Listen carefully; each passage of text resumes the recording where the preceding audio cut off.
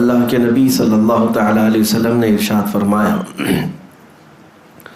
3 چیزیں ایسی ہیں جو کسی مسلمان کے اندر آ جائیں تو وہ ایمان کی لذت اور اس کی مٹھاس محسوس کرے گا۔ ایمان کی لذت اور ایمان کی چاشنی، ایمان کی مٹھاس، یہ کیا ہے؟ بہت سارے لوگوں کو ایمان کی دولت تو نصیب ہے، آپ مسلمان ہیں، مومن ہیں، لیکن ایمان کی لذت کسے کہتے ہیں؟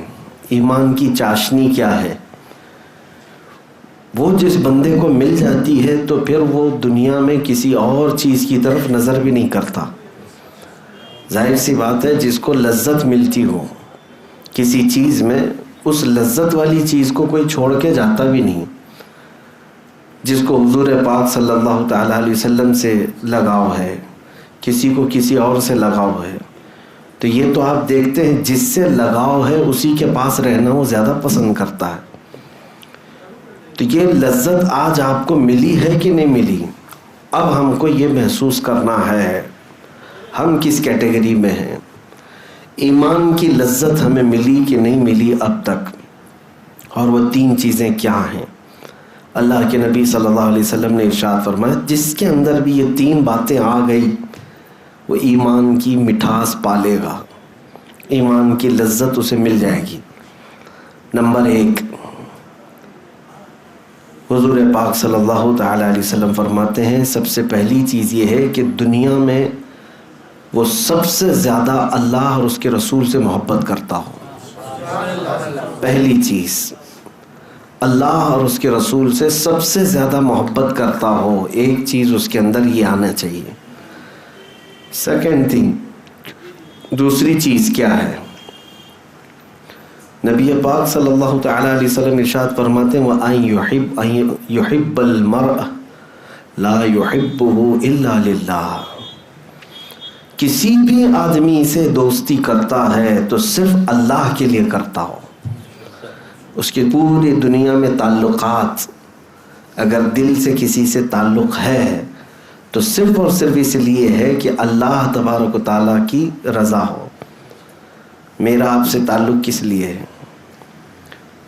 آپ کا آپس میں بھی کسی کا کچھ تعلق ہوگا۔ کچھ تعلقات دنیا میں ایسے ہیں جو بے غرض ہیں، مقصد نہیں ہے اس کا، غرض یہ نہیں ہے کہ اس سے میں دوستی کروں گا، اس سے مجھے کچھ فائدہ ہے، نفع ہے۔ نفع اور یہ مقصد جس میں ہے، اس دوستی کی بات نہیں کر رہا ہوں، خالص اللہ کے لیے جو دوستی کرتا ہے، خالص اللہ کے لیے، یہ عادت جس کے اندر ہوگی، دوسری چیز اس کے پاس آ گئی، ایمان کی لذت پانے والی چیز۔ اور تیسری چیز بہت امپورٹنٹ ہے، حضور پاک صلی اللہ تعالیٰ علیہ وسلم فرماتے ہیں کہ وہ مسلمان، ہر مسلمان کے بارے میں، کہ کفر اور شرک کی طرف لوٹنے کو اتنا ناپسند کرتا ہو جتنا کہ آگ میں ہاتھ ڈالنے کو ناپسند کرتا ہو۔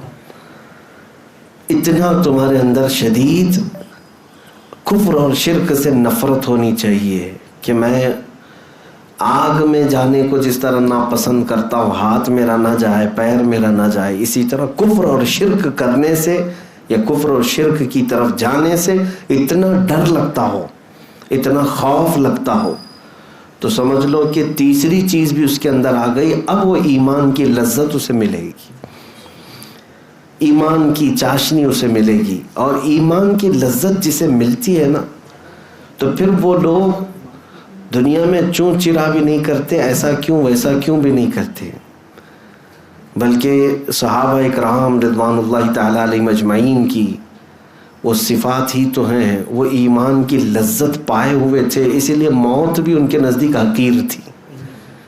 ایمان کی چاشنی جسے مل جاتی ہے اس کے لیے تلواروں کی جھنکار کوئی معنی نہیں رکھتی، طوفان، آندھیاں، سیلاب اس کے لیے کوئی معنی نہیں رکھتے، ایمان کی لذت جسے ملتی ہے۔ اور ایمان میں جب مکمل نہیں ہوتا تو ہر چیز سے خوف بھی رکھتا ہے۔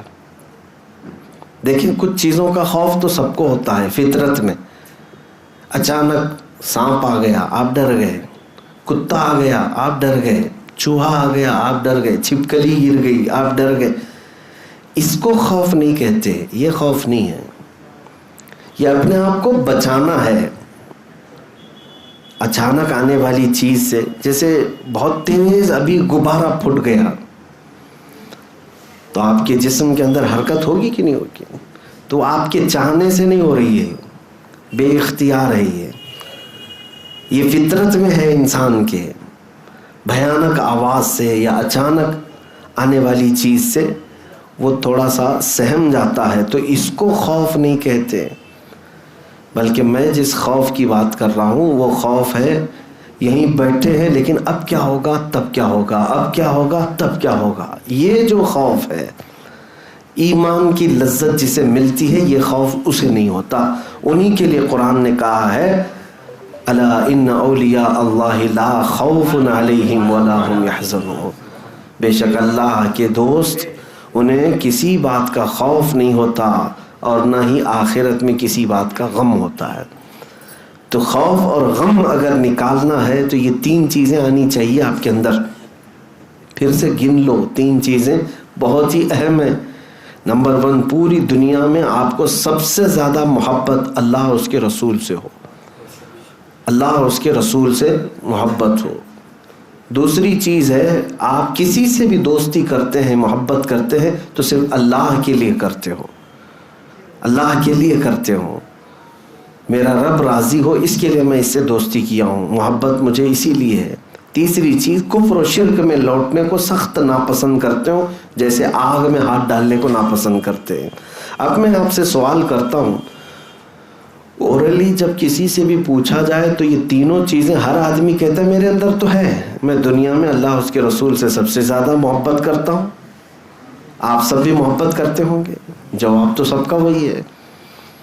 دوسری چیز آپ یہ بھی کہیں گے کہ میں جس سے بھی محبت کرتا ہوں اللہ ہی کے لیے محبت کرتا ہوں، یہ بھی آپ کے اندر ہے، یہ بھی آپ کہہ دیں گے بھی جواب میں.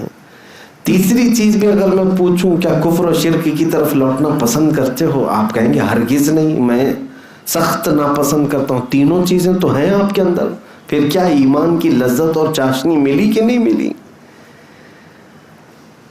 شاید وہ درجے کو نہیں پہنچے. اس کی وجہ میں بتاتا ہوں.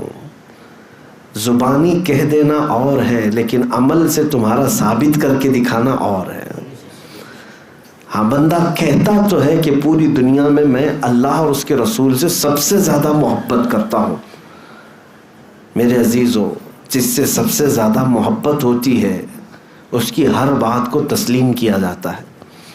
دنیا کے عشق کا حال یہ ہے، دنیا کے مجازی عشق کا حال یہ ہے، لیلا کے گھر کے اطراف بہت سارے لوگ آ کر جمع ہو گئے تھے، میں بھی مجنوں میں بھی مجنوں. تو لیلا کی خادمہ نے کہا کہ کتنے مجنوں پال رکھے ہیں تو نے، وہاں تو بھیڑ ہے باہر. لیلا نے حلوہ پکایا اور خوبصورت اچھی لذت والا حلوہ، کہا کہ جاؤ میرا جو مجنوں ہے اسے حلوہ دے دو. خادمہ باہر لے کر کے آئی، لیلا نے حلوہ بھیجا ہے. مجنوں کون ہے؟ آپ یہ سمجھتے ہوں گے لیلا مجنوں خالی یہ محاورہ ہے، حقیقت میں ایک تاریخی پس منظر ہے، تاریخ میں اس کا وجود ہے، اس کے لیے پیش کر رہا ہوں. لیلا کا نام سلمہ ہے، مجنوں کا نام قیس ہے. تو لیلا نے جب یہ کہا خادمہ سے تو خادمہ آ کر باہر کہتی ہے بہت سارے مجنوں آ گئے، سبوں نے کہا میں مجنوں میں مجنوں، سب حلوہ ہمیں دے دو. اور اس میں ایسا چھینا جھپٹی ہوئی کہ حلوہ سب میں ادھر ادھر ہو گیا. اور اس کے بعد خادمہ آ کر کے پھر سے کہتی ہے کہ سارے لوگ تو اس پر ٹوٹ پڑے، سبوں نے کھا لیا اس کو. پھر لیلا نے کہا ایک چاقو چھری لے کر کے برتن لے کر باہر جاؤ، کہو کہ لیلا نے تمہارے بدن کا ایک ٹکڑا مانگا ہے، جسم کا ایک ٹکڑا مانگا ہے. خادمہ باہر آ کر کے آواز دیتی ہے کہ اب کی بار لیلا نے تمہارے جسم کا ایک ٹکڑا مانگا ہے. سب ادھر ادھر کھجاتے ہوئے نکل گئے. اوریجنل مجنوں جو تھا وہ آگے آیا، جو حلوہ کھایا بھی نہیں تھا وہ آگے آیا اور اس نے کہا کہ لاؤ لیلا نے اگر جسم سے گوشت کا ٹکڑا مانگا ہے تو میں کاٹ کے دیتا ہوں. اس نے چاقو لے کر اپنے جسم کی کئی جگہوں سے گوشت کاٹنا شروع کیا اور سب اس نے رکھ دیا اور کہا کہ لیلا نے یہ نہیں بتایا کہ کس جگہ کا چاہیے. میرے عزیزو، محبت کی یا عشق کی یہ دنیاوی مثال اگر دی جاتی ہے تو میں آپ سے یہ کہنا چاہتا ہوں، حقیقت میں محبت کی مثال پیش کرنا بہت الگ بات ہے اور زبانی طور پر کہہ دینا ایک الگ بات ہے. ویسے مومن اور مسلمان اور ویسے مجنو بہت ہیں، لیکن حلوہ کھانے والے بہت ہیں. کاش اپنی جان لٹانے والے ہوتے تو یقیناً وہ ایمان کی لذت بھی پا چکے ہوتے، ایمان کی لذت پا چکے ہوتے. نبی پاک صلی اللہ تعالیٰ علیہ وسلم نے جب اعلان کیا، صحابہ اکرام وہ حقیقی عشق کے دعوے دار تھے، صرف زبانی نہیں. میں یہ تینوں پوائنٹ میں سے اگر پہلی ہی چیز پر بات کروں تو بہت لمبی گفتگو ہو جائے گی. خالی میں آپ سے ایک ہی چیز کا سوال کرتا ہوں، دنیا میں ہم کیا اللہ اور اس کے رسول سے سب سے زیادہ محبت کرتے ہیں؟ دیکھیں، محبت دو طرح کی ہو جاتی ہے. محبت کرتے ہیں آپ، میں اس کا انکار نہیں کرتا، ہمیں بھی محبت ہے، لیکن محبت کے کچھ تقاضے ہیں. محبت کے کچھ تقاضے ہیں. مثال کے طور پر ایک محبت ہے گھر میں بیٹھ کر کے خالی سوچتے ہوئے محبت کر رہا ہے، دماغی محبت ہے. یہ چاہتا ہے، بہت چاہتا ہے، دل سے بھی چاہتا ہے، لیکن اپنے محبوب کی خواہش کے مطابق بننا نہیں چاہتا. تو اس کے قول اور فعل میں انتر ہے، تضاد ہے. وہ سچا محب نہیں ہے، سچا محبت کرنے والا نہیں ہے. اب محبت کے جو تقاضے ہیں امام احمد بن حنبل سے دیکھو. امام احمد بن حنبل یہ وہ عالم دین ہیں، عاشق رسول، فنا فی الرسول، حضور سے سب سے زیادہ محبت کرنے والے. تبھی تو انہوں نے حضور کی 5 لاکھ حدیثیں یاد کی تھیں. اب جس سے محبت ہوگی اسی کے قول یاد کرے گا نا. ہاں، میں نے بہت سارے بچوں کو دیکھا ہے، چھوٹے چھوٹے سے بچوں کو، ان کو ماں باپ کے یا ٹیچرز کی باتیں یاد نہیں، میری باتیں یاد ہیں، اس لیے کہ مجھ سے محبت کرتے. یا کسی اور عالم سے محبت کرتے ہیں تو ان کے اقوال یاد ہو جاتے ہیں، وہ کیسے کہتے ہیں، وہ کیا بولتے ہیں، ان کے جملے کیا ہیں، یاد ہو جاتے ہیں. انسان جس سے محبت کرتا ہے اس کی باتیں یاد کرتا ہے. ہم میں سے کتنے لوگ جو محبت کا دعویٰ کرتے ہیں رسول پاک سے، حضور کی باتیں کتنی یاد ہیں؟ ہمارا دعویٰ تو ہے ہم سب سے زیادہ محبت کرتے ہیں، تو کیا سب سے زیادہ ہمیں ہماری زندگی میں حضور کی باتیں یاد ہیں یا کسی اور کی باتیں یاد ہیں؟ یہ بھی سوچنے کا مقام ہے. امام احمد بن حنبل وہ ہیں جو 5 لاکھ حضور کی باتیں، حدیثیں یاد رکھتے تھے. کیسا حافظہ تھا، غضب کا حافظہ. ایسے ایک نہیں، کئی محدثین ہیں جو رسول پاک صلی اللہ تعالیٰ علیہ وسلم کی حدیثوں کو اپنے پورے سینے میں محفوظ رکھتے تھے.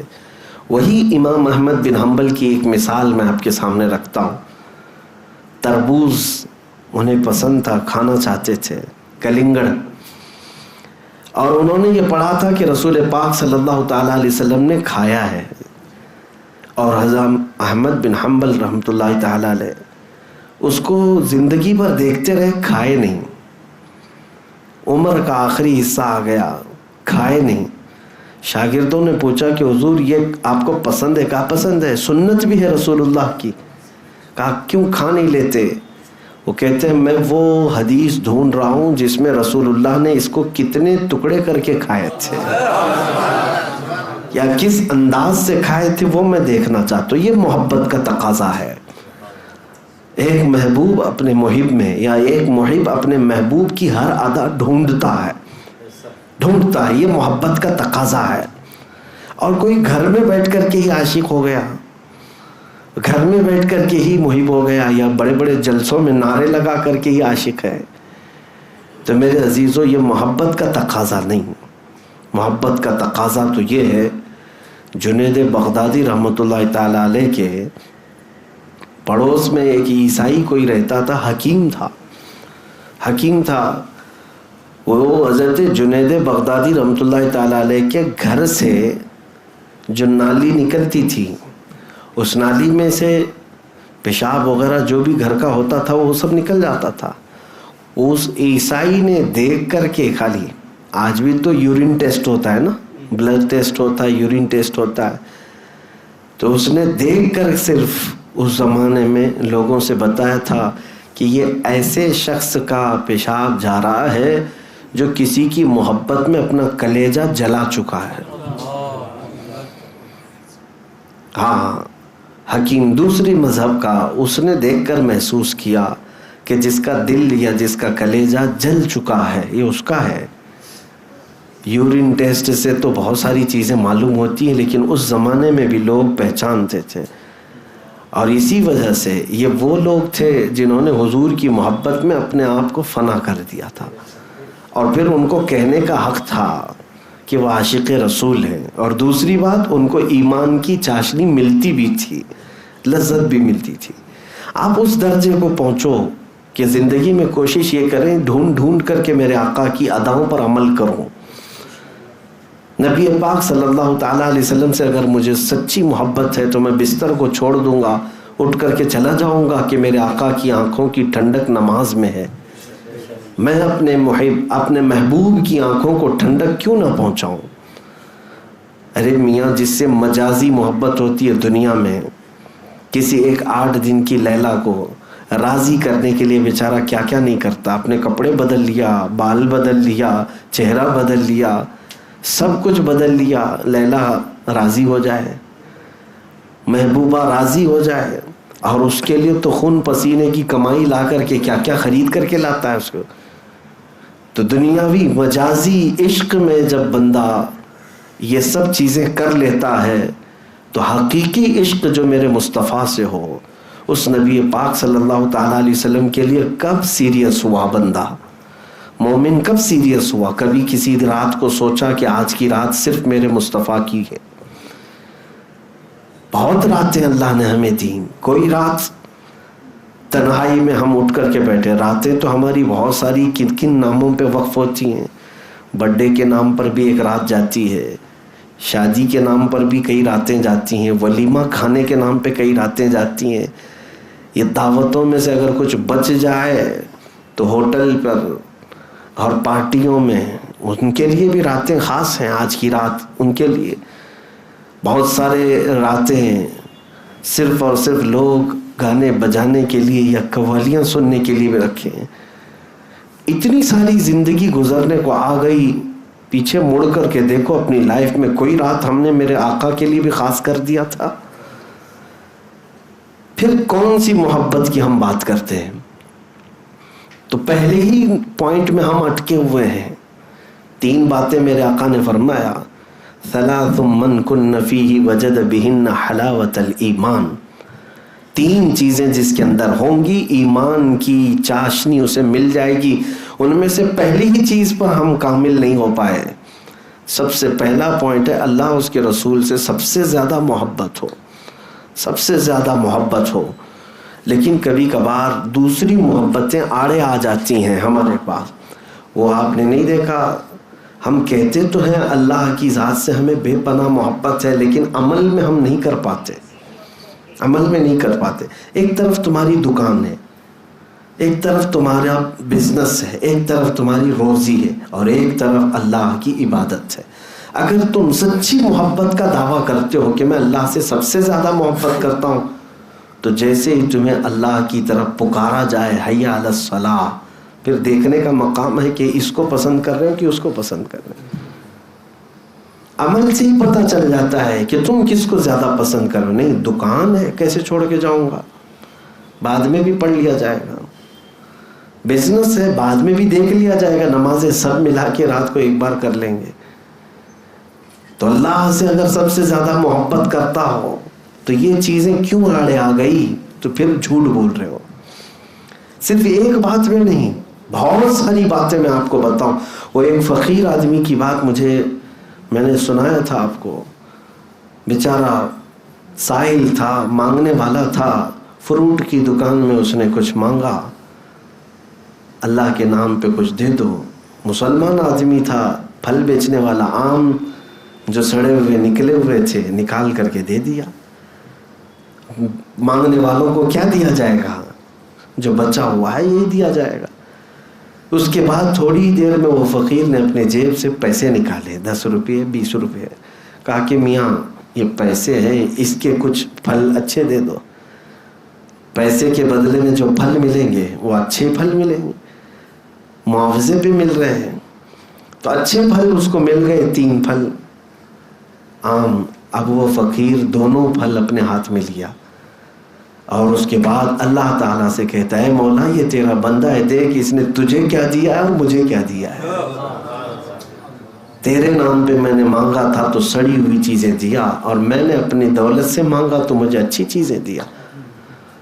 वो दुकान का मालिक जो था मुसलमान था, रोने लग गया, कहा मुझसे ख़ता हो गई, बहुत बड़ी ख़ता हो गई। मेरे अजीज़ों, ज़िंदगी में हम बहुत मर्तबा ये काम करते हैं, बहुत मर्तबा ये सारी चीज़ें हो जाती हैं। मैं अक्सर कहा करता था, अल्लाह और उसके रसूल से अगर सबसे ज़्यादा तुम्हें मोहब्बत है तो सबसे पहली प्रायोरिटी तुम्हारी लाइफ में हर चीज़ में मेरे हुजूर की ज़ात होनी चाहिए।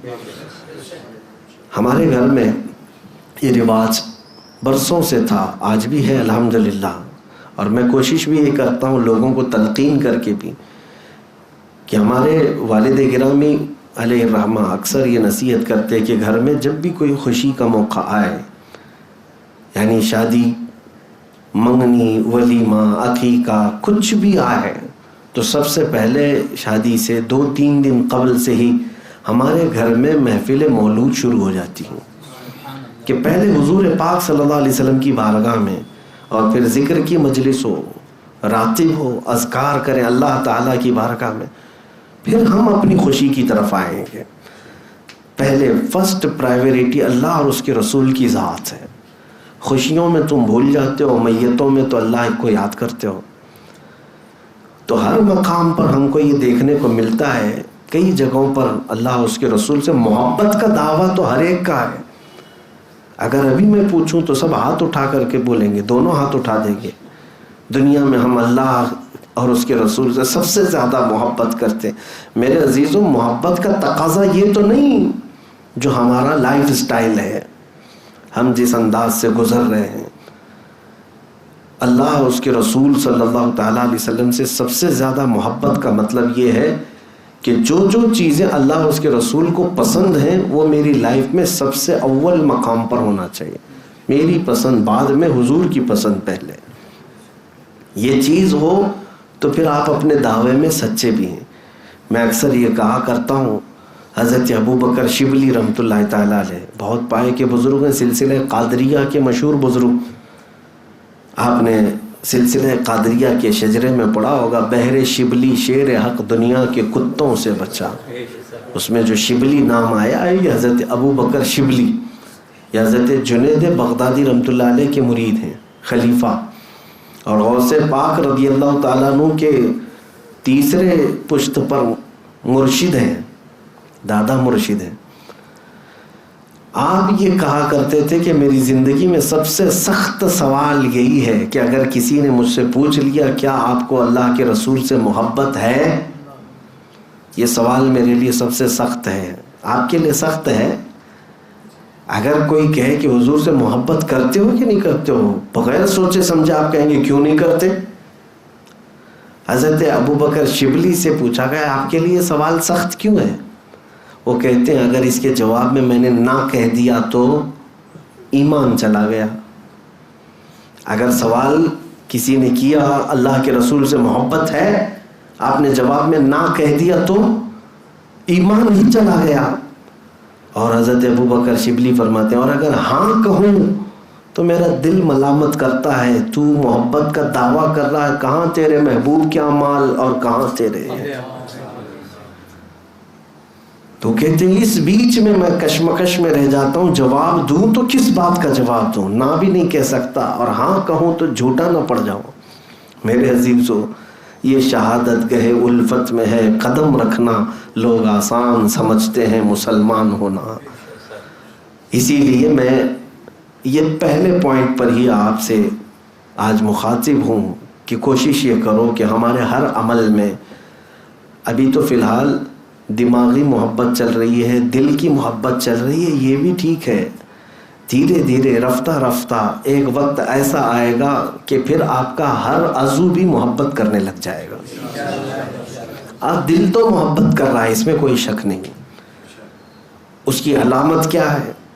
آپ کا دل اللہ سے بھی محبت کر رہا ہے، حضور سے بھی محبت کر رہا ہے. اس کی علامت یہ ہے کہ آپ نبی کے خلاف اور اللہ کے خلاف کچھ بھی سننا پسند نہیں کرتے.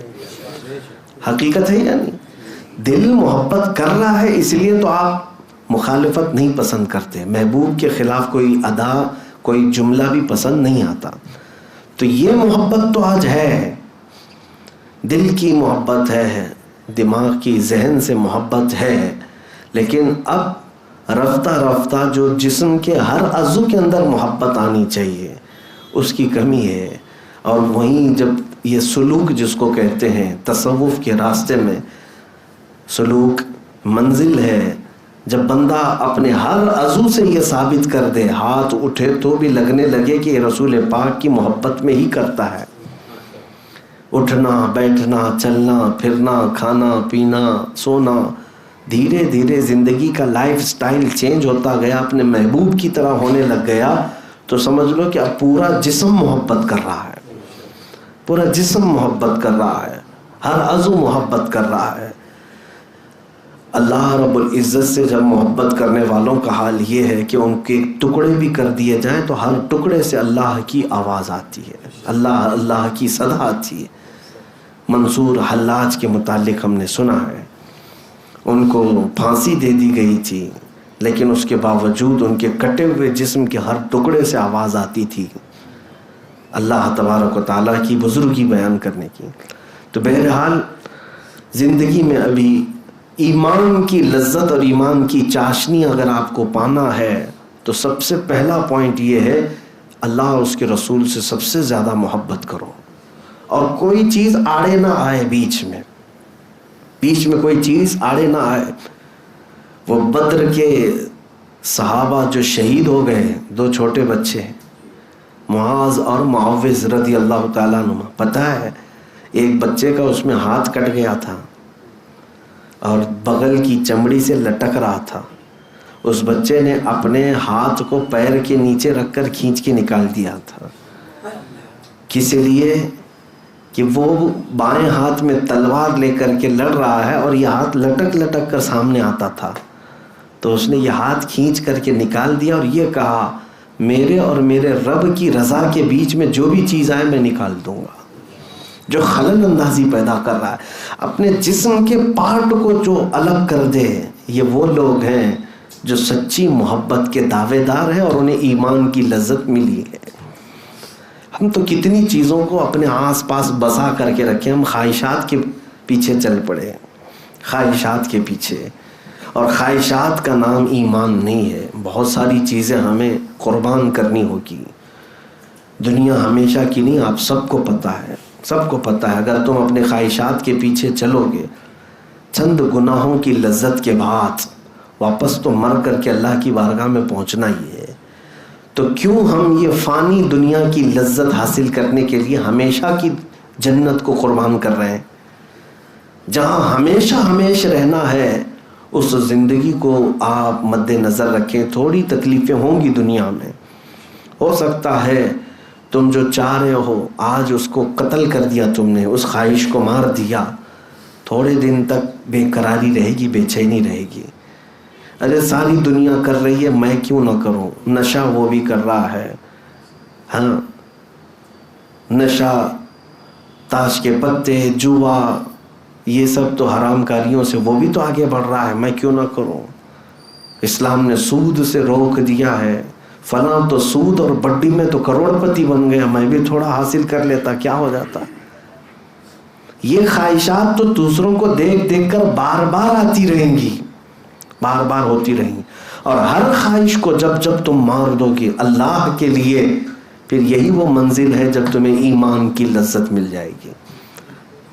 کسی دن بہک گئے اللہ کو چھوڑ دیا اور اپنی خواہش کے پیچھے چل پڑے. لوگ یہ اب نوجوانوں کے لیے بڑا چیلنج ہوتا ہے, بہت چیلنج.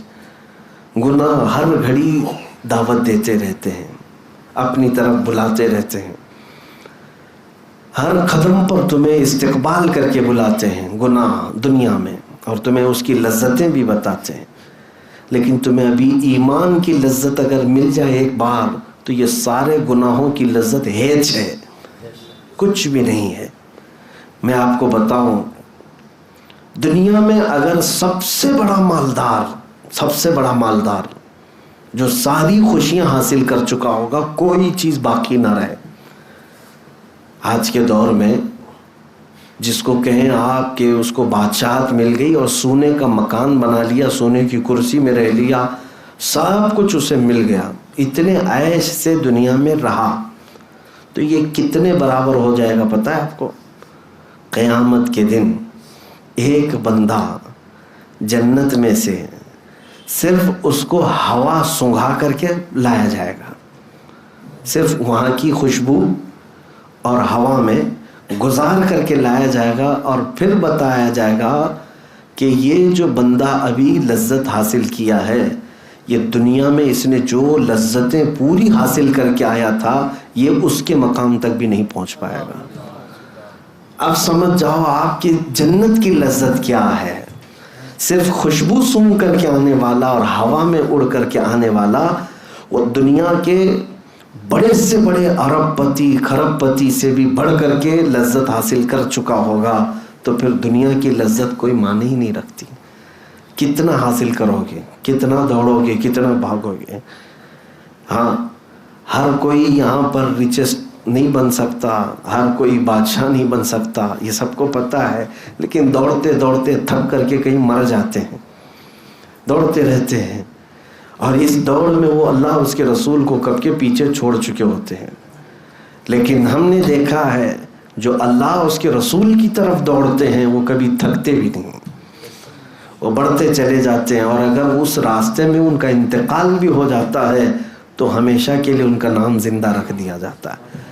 آپ کو پتہ ہے دنیا کا ایک بادشاہ جس کو سکندر کہا گیا, سکندر اعظم, اور دارا نام سنا ہوگا آپ نے, شیخ سعدی رحمۃ اللہ علیہ نے دارا سکندر کا نام اپنی حکایتوں میں نقل فرمایا. پون دنیا پر اس نے حکومت کر لی تھی, تقریباً پونی دنیا حاصل کر لیا تھا. ہر جگہ وہ ہر ملک قبضہ کیا, ہر خزانہ اس کے پاس, پونی دنیا. لیکن موت آئی, موت سے پہلے اس نے وصیت یہ کیا تھا کہ مجھے دفن کرنا تو میرے دونوں ہاتھ قبر کے باہر ہی رکھنا, ہاتھوں کو دفن نہیں کرنا. اس کے غلاموں نے پوچھا تھا کہ ایسا کیوں, کسی کو دفن کریں تو پوری قبر میں دفن کرتے. کہا تاکہ دنیا والے میری قبر کو دیکھ دیکھ کر کے عبرت حاصل کریں, جس کے پاس پون دنیا تھی قبر میں دونوں خالی ہاتھ لے کر سویا ہے, اس کے پاس کچھ بھی نہیں ہے. اور یہی سب کے ساتھ ہے ہمارے. اسی لیے آخرت کا جو ذریعہ ہے ہمارا وہ اللہ اس کے رسول کے پاس ہے. اور قرآن میں اللہ تعالیٰ فرماتا ما عندکم ینفد وما عند اللہ باق, جو تمہارے پاس ہے خرچہ ہو جائے گا, جو اللہ کے پاس ہے وہ ہمیشہ باقی رہے گا. کب تک باقی رکھو گے تمہارے پاس؟ جو بھی چیز تمہارے پاس ہے سب خرچہ ہو رہی ہے. آپ کیا سمجھ رہے ہیں بینکوں میں لاکرز میں جو چیز لگا کر کے آپ رکھیں خرچہ نہیں ہوتی؟ ٹھیک ہے سیونگ میں رکھ لو, لیکن کیا کیا خرچہ ہو رہا ہے آپ کو پتہ ہے؟ ہر چیز خرچہ ہو رہی ہے. آپ کے گھر کا پانی, آپ کے گھر کا دانہ, آپ کے گھر کا کھانا, اس کے علاوہ آپ کے کپڑے. ہاں آپ 50 سال تک تو کپڑے نہیں پہنتے, جو ہے آپ کے پاس وہ جانے والے ہیں.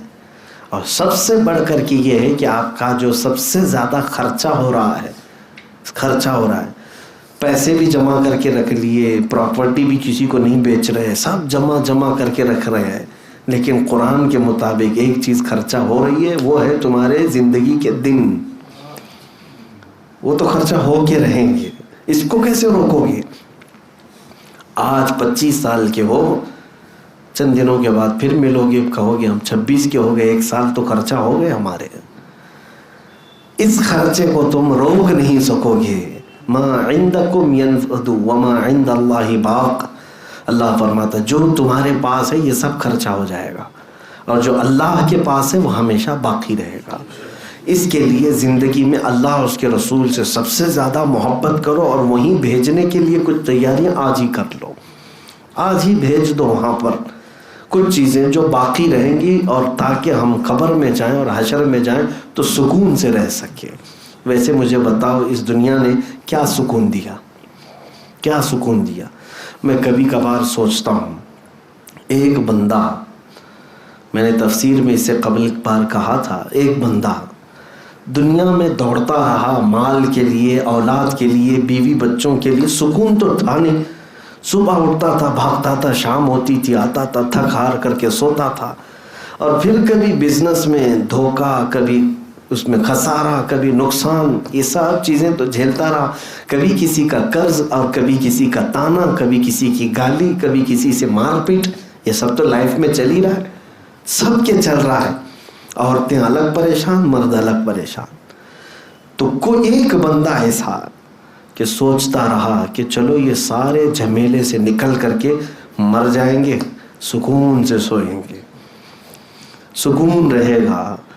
مر کر کے گیا تو قبر میں ابھی رکھ کر کے گئے ہی تھے کہ فرشتے آ گئے، منکر نکیر پوچھنے لگے، چلو بتاؤ دنیا میں کتنی نمازیں چھوڑے تھے، کتنے پڑھے تھے. سوالات جوابات ہونے لگ گئے، عذاب قبر ہونے لگ گیا. اس کو تو وہاں پر نیز بھالوں سے مار رہے فرشتے، اتنا تیز کہ ایک بار فرشتہ اس کو مارتا ہے تو وہ 2 میل اندر جاتا ہے.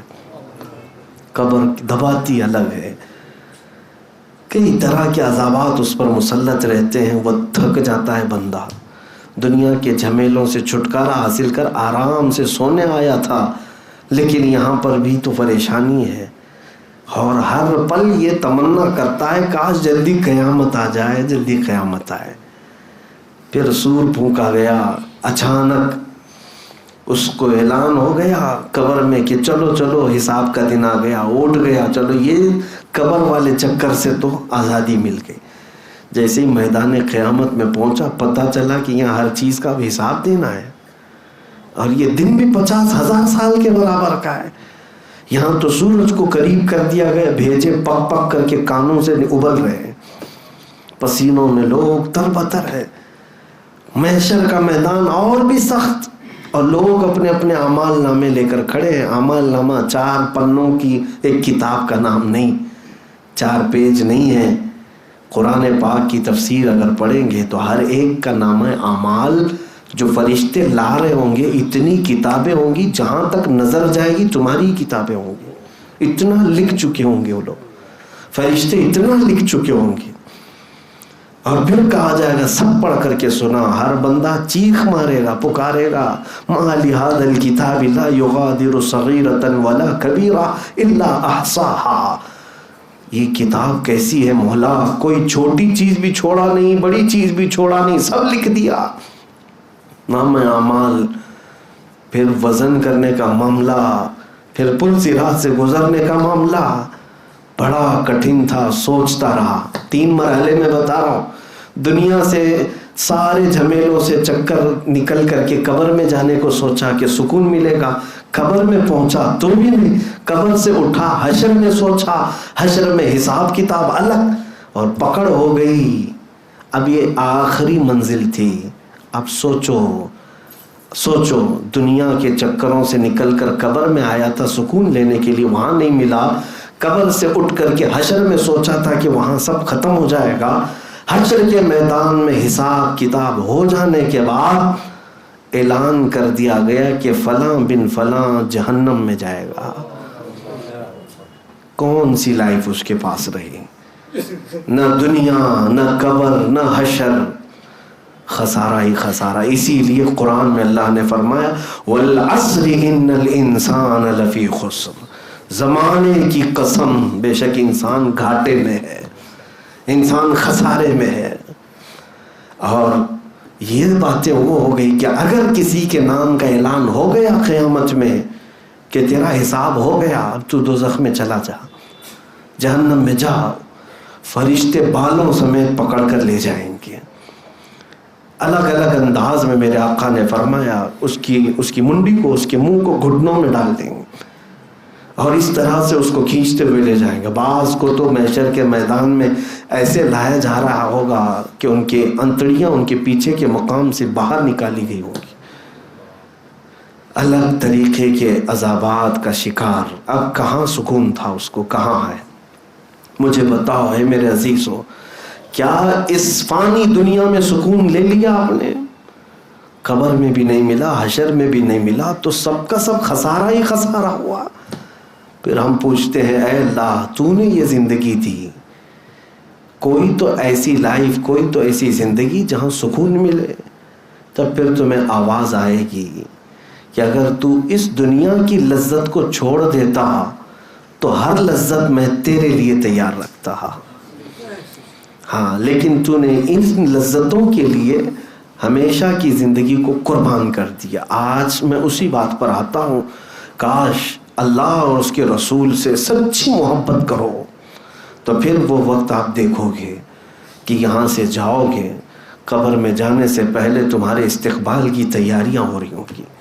میرے آقا نے فرمایا تمہیں قبر میں رکھتے ہی فرشتے ہیں اسی رات کو یہ کہہ کر کے جائیں گے، نم کا نومت العروس، سو جا ایسے اب جیسے دولہا سوتا ہے نا، چین کی زندگی، لطف اٹھاؤ، قبر میں جا کر آرام سے سو۔ اسی لیے اعلیٰ حضرت کو سنو کیا کہتے ہیں، خاک ہو کر عشق میں آرام سے سونا ملا۔ ہاں، حضور کے عشق میں خاک ہو گیا تھا، تب جا کر کے آرام سے سونا ملا۔ جان کی اکسیر ہے الفت رسول اللہ کی، جان کی اکسیر ہے الفت رسول اللہ کی۔ اس طرف جب تک تم توجہ نہیں کرو گے، اسی لیے اعلیٰ حضرت کیا فرماتے ہیں، آج لے ان کی پناہ، آج مدد مانگ ان سے، کل نہ مانیں گے قیامت میں اگر مان گیا۔ قبر کی زندگی بہت طویل ہے، حشر کا میدان بھی بہت لمبا ہے۔ میرے عزیزو، قبر میں جانے کے بعد آپ کو پتہ ہے کتنے سال سونا ہے؟ کتنے سال حساب کتاب کر کے بیٹھے ہو؟ یا جن مردوں کو ہم دفن کر کے آئے ہیں وہ کتنے سال ابھی سوئیں گے؟ آج سے لے کر 500 سال بعد قیامت آنے والی ہے، یا 1000 سال بعد، یا 100 سال بعد، تمہیں پتہ نہیں، ہمیں پتہ نہیں، اللہ بہتر جانتا ہے۔ لیکن قبر کی زندگی کے بارے میں کہا گیا ہے جس کے لیے اللہ نے سختیاں کی قبر میں، جس کے لیے قبر سخت ہو گئی، تو دن گننا تو چھوڑ دو کہ قیامت کب آئے گی، بلکہ مردے کو ہر منٹ 1 سال کے برابر لگے گا۔ قبر کی زندگی میں ہر 1 منٹ اسے 1 سال کے برابر لگے گا اگر سختیاں شروع ہو گئی۔ اور اگر رب تعالیٰ نے رحم کر دیا مردے پر، میت پر، تو فرمایا گیا کہ قیامت کب آئے گی اسے پتہ بھی نہیں چلے گا، بلکہ سور پھونکا جائے گا اور مردے کو اٹھایا جائے گا۔ جب سب کھڑے ہو رہے ہوں گے، وہ پوچھ رہا ہوگا ابھی کل تو میرے گھر والوں نے دفن کیا تھا، آج قیامت آ گئی۔ رب تعالیٰ جس پر رحم کرے اس کے لیے دنوں کو گھیر دے گا، اور جس کے لیے سختیاں ہوں گی تو 1 لمحہ اس کے لیے سال کے برابر پھیل جائے گا۔ اسی لیے ڈرو، اور محبت کرنے والی، محبت کے لائق اور مستحق ذات وہی ہے جو کبھی فنا نہیں، اللہ رب العزت کی ذات، جس نے ہمیں پیدا کیا، جو ہمیں پال رہا ہے، جو ہمیں مفت سانسیں دے رہا ہے۔ کیا وہ ذات محبت کی مستحق نہیں؟ جھوٹے مکاروں سے ہم محبت کرنے لگ گئے، جس نے ہمیں ماں کے پیٹ میں بھی تک رزق پہنچایا، کیا وہ محبت کرنے کا مستحق نہیں ہے؟ بندہ اگر سب سے زیادہ محبت کرے تو اپنے پالنے والے سے کرے، اپنے خالق سے کرے، جس نے اسے ماں کے پیٹ سے لے کر یہاں تک پہنچایا۔ قرآن میں کتنی جگہ کہا اس نے، رب تعالیٰ فرماتا هو الذی یحییکم ثم یمیتکم، وہی ہے جو تجھے زندگی دے رہا ہے اور پھر تجھے موت دے گا، پھر تجھے اٹھائے گا۔ منہا خلقناکم وفیہا نعیدکم ومنہا نخرجکم تارۃ اخری، مٹی پر ڈالنے کے بعد یہ کہا جاتا ہے اللہ فرما رہا ہے اسی مٹی سے ہم نے تجھے پیدا کیا، اسی میں ہم تجھے ڈال رہے ہیں اور اسی سے پھر تجھے ہم اٹھائیں گے۔ کیا یہ رب تبارک و تعالیٰ کی تمام فرامین بندے کو جھنجھوڑنے کے لیے کافی نہیں ہے؟ میرے اوپر قدرت، میرے اوپر حکومت، میرے اوپر بادشاہت، میرے اوپر سلطنت کسی کی ہے تو صرف میرے پیدا کرنے والے کی ہے۔ تو پھر محبت بھی اسی کو زیب دیتی ہے، محبت بھی اسی سے کی جائے، اور جو مولا ہم کو پالنے والا، ہم کو پیدا کرنے والا، اس سے محبت کرنا پہلا درجہ بنتا ہے، اور پھر دوسرے درجے پر وہ رب جس سے محبت کر رہا ہے اس رسول سے محبت کرنا بھی ہمارے لیے شان ہے۔ یہ مومن کی شان ہے۔ میں 3 باتیں تھی پوری نہیں کر سکا، اس میں پہلا ہی نقطہ ہے دنیا میں سب سے زیادہ کس سے محبت ہو؟ اللہ اور اس کے رسول سے۔ ثلاث من کن فیہ وجد بہن حلاوت الایمان، میرے آقا صلی اللہ علیہ وسلم کی حدیث ہے 3 چیزیں جس کے اندر آ گئی وہ ایمان کی لذت پا لے گا، ایمان کی چاشنی پا لے گا۔ کاش ہماری زندگیوں میں وہ وقت آئے کہ جب دنیا و ما فیہا سے ہم بے نیاز ہو جائیں، دنیا کے تانے، دنیا کی تکلیفیں ہمیں پریشان نہ کر سکیں، ہمیں ایمان کی چاشنی اور ایمان کی لذت اللہ عطا کرے۔ جس دن آپ کو یہ لذت ملے گی آپ خوشی خوشی دنیا سے چلے جائیں گے، اور آپ کو مرنے کا اور کسی کے مارنے کا کبھی درد بھی نہیں ہوگا۔ ایمان کی لذت بہت اعلیٰ چیز ہے، بہت اعلیٰ چیز ہے۔ اس کو میں آپ کو ایک مثال سے بتا کر ختم کرتا ہوں۔ موبائل میں کوئی گم ہے، گیم کھیلنے والے بچوں کو دیکھیں آپ، پریکٹیکل جا کر کے دیکھ لینا، کئی مرتبہ بچوں کے بال کھینچ لو، چونٹی کاٹ لو، کچھ نہیں پتہ چلتا، وہ محو ہیں، اس میں مصروف ہیں۔ آپ نے کئی بار چونٹی کاٹ لی، بال کھینچ لیا، ہاتھ جھٹک دیا اور اس میں مصروف ہے۔ کیوں؟ اس لیے کہ اس کی لذت اسے مل رہی ہے، اور جس دن ایمان کی لذت ملے گی کوئی تلوار کیا ہمیں متجا کر سکتی ہے؟ کوئی کچھ بھی نہیں۔ ایمانی لذت جسے ملے گی پھر وہ مرنے کے وقت بھی یہ کہے گا جس چیز کے لیے میں نے زندگی گزاری ہے وہ چیز مجھے نظر آ گئی، فزت برب الکعبہ۔ صحابہ اکرام کا یہ نعرہ تھا کہ وہ موت کے وقت میرے آقا صلی اللہ علیہ وسلم نے جو وعدے کیے تھے وہ اپنی آنکھوں سے دیکھتے ہوئے جا رہے تھے۔ اللہ کریم ہم سب کو ایمان کی لذت عطا فرمائے، ایمان کی چاشنی عطا فرمائے۔ کریم خدا دنیا میں ہمیں سب سے زیادہ تجھ سے اور تیرے حبیب سے محبت کی توفیق عطا فرمائے۔ ہمارے دلوں کو دنیاوی آلائشوں سے پاک کر دے، دنیاوی گندی محبتوں سے پاک کر دے۔ اے رب العالمین، تیرا دیا ہوا یہ دل ہے مولا، یہ دھڑکے تو تیرے لیے اور تیرے حبیب کے لیے۔ مولا ہم سب نکموں کو کام والا بنا دے۔ وصلی اللہ تعالی علی خیر خلقہ محمد وآلہ واصحابہ اجمعین، وآخر دعوانا الحمد للہ رب